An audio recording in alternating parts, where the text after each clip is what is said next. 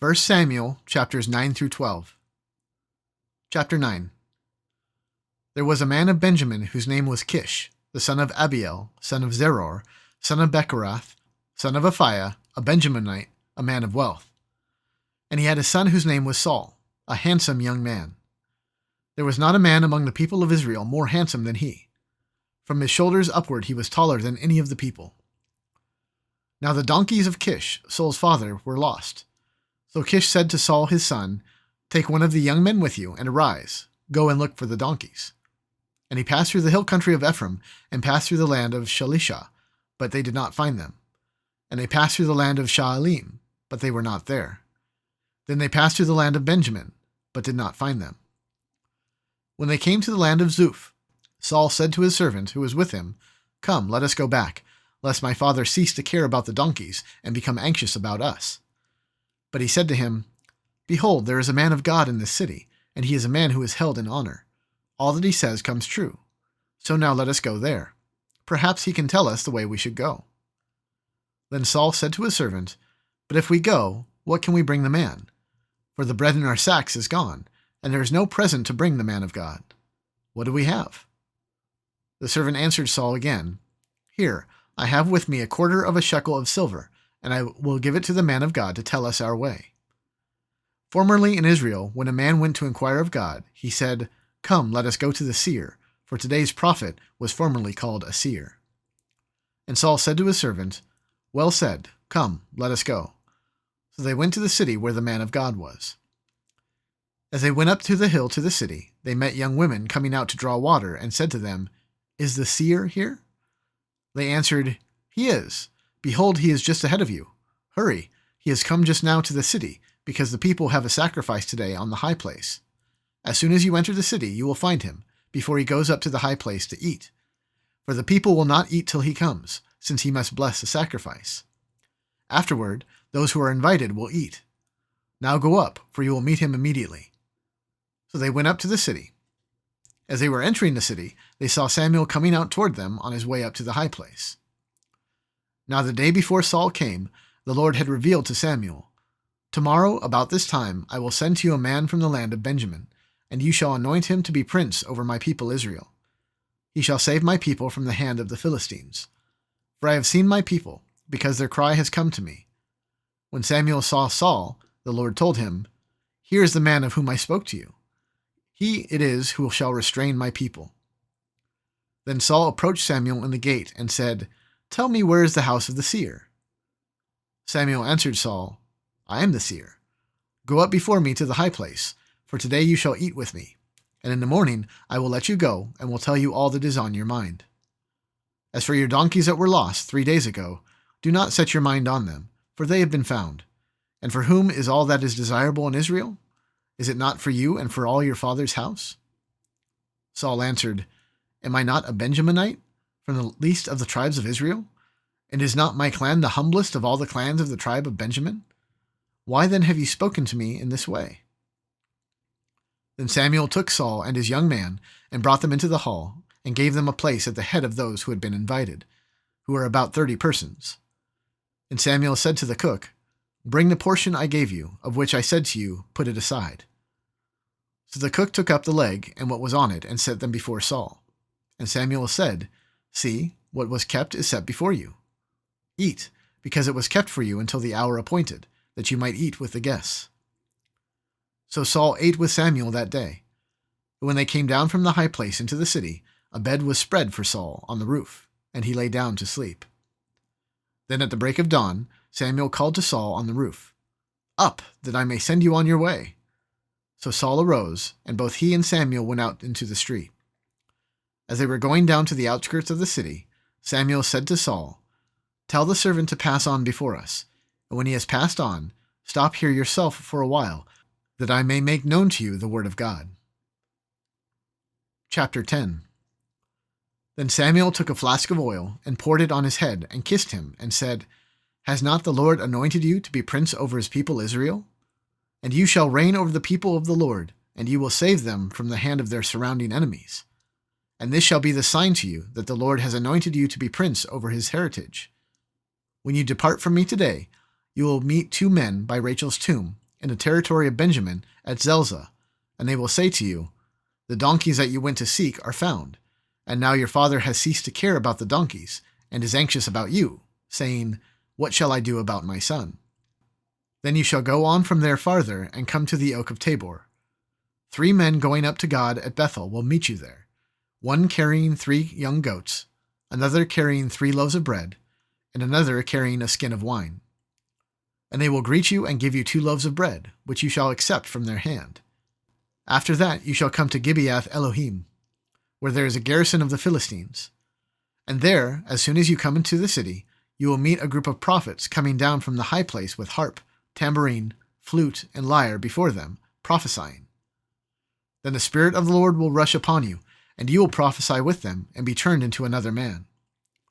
Now when these signs meet you, do what your hand finds to do, for God is with you.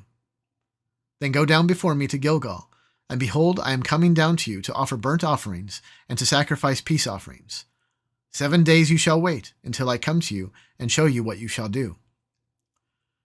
When he turned his back to leave Samuel, God gave him another heart, and all these signs came to pass that day. When they came to Gibeah, behold, a group of prophets met him, and the Spirit of God rushed upon him, and he prophesied among them. And when all who knew him previously saw how he prophesied with the prophets, the people said to one another, what has come over the son of Kish? Is Saul also among the prophets? And a man of the place answered, and who is their father? Therefore it became a proverb, is Saul also among the prophets? When he had finished prophesying, he came to the high place. Saul's uncle said to him and to his servant, where did you go? And he said, to seek the donkeys. And when we saw they were not to be found, we went to Samuel. And Saul's uncle said, please tell me what Samuel said to you. And Saul said to his uncle, he told us plainly that the donkeys had been found, but about the matter of the kingdom of which Samuel had spoken, he did not tell him anything. Now Samuel called the people together to the Lord at Mizpah, and he said to the people of Israel, thus says the Lord, the God of Israel, I brought up Israel out of Egypt, and I delivered you from the hand of the Egyptians, and from the hand of all the kingdoms that were oppressing you. But today you have rejected your God, who saves you from all your calamities and your distresses, and you have said to him, set a king over us. Now therefore present yourselves before the Lord by your tribes and by your thousands. Then Samuel brought all the tribes of Israel near, and the tribe of Benjamin was taken by lot. He brought the tribe of Benjamin near by its clans, and the clan of the Matrites was taken by lot. And Saul the son of Kish was taken by lot. But when they sought him, he could not be found. So they inquired again of the Lord, is there a man still to come? And the Lord said, behold, he has hidden himself among the baggage. Then they ran and took him from there. And when he stood among the people, he was taller than any of the people from his shoulders upward. And Samuel said to all the people, do you see him whom the Lord has chosen? There is none like him among all the people. And all the people shouted, long live the king. Then Samuel told the people the rights and duties of the kingship, and he wrote them in a book and laid it up before the Lord. Then Samuel sent all the people away, each one to his home. Saul also went to his home at Gibeah, and with him went men of valor whose hearts God had touched. But some worthless fellows said, how can this man save us? And he despised him and brought him no present. But he held his peace. Chapter 11. Then Nahash the Ammonite went up and besieged Jabesh Gilead, and all the men of Jabesh said to Nahash, make a treaty with us, and we will serve you. But Nahash the Ammonite said to them, on this condition I will make a treaty with you, that I gouge out all your right eyes, and thus bring disgrace on all Israel. The elders of Jabesh said to him, give us 7 days' respite, that we may send messengers through all the territory of Israel.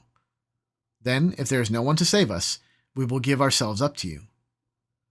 When the messengers came to Gibeah of Saul, they reported the matter in the ears of the people, and the people wept aloud. Now behold, Saul was coming from the field behind the oxen, and Saul said, what is wrong with the people, that they are weeping? So they told him the news of the men of Jabesh. And the Spirit of God rushed upon Saul when he heard these words, and his anger was greatly kindled. He took a yoke of oxen, and cut them in pieces, and sent them throughout all the territory of Israel by the hand of the messengers, saying, Whoever does not come out after Saul and Samuel, so shall it be done to his oxen." Then the dread of the Lord fell upon the people, and they came out as one man. When he mustered them at Bezek, the people of Israel were 300,000, and the men of Judah 30,000. And they said to the messengers who had come, "Thus shall you say to the men of Jabesh Gilead, Tomorrow, by the time the sun is hot, you shall have salvation." When the messengers came and told the men of Jabesh, they were glad. Therefore the men of Jabesh said, "Tomorrow we will give ourselves up to you, that you may do to us whatever seems good to you." And the next day Saul put the people in 3 companies, and they came into the midst of the camp in the morning watch, and struck down the Ammonites until the heat of the day. And those who survived were scattered, so that no 2 of them were left together.